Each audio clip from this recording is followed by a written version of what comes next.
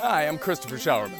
Let's let the next 60 seconds inform us how to have a happy piriformis with strapped figure 4 stretches on the path of least resistance. The piriformis is an external rotator muscle beneath your glutes and on top of your sciatic nerve. If it gets shortened and inflamed, it can pinch the sciatic nerve and ruin your whole day.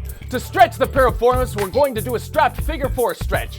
Clip the hardware of your leashes around a sturdy fence or tree. Put your hands through the handles so the loops tighten around your wrists, then plank back.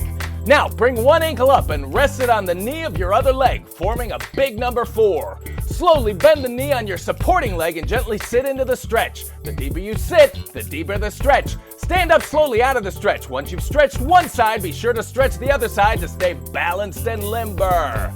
Check your equipment before every workout. Have a training partner spot you, and always leave the gym nicer than you found it. If your butt is tight in your sciatic store, look for relief with the number 4 with strapped figure 4 stretches on the path of least resistance. Thanks for watching. If you like our videos, just hit the subscribe.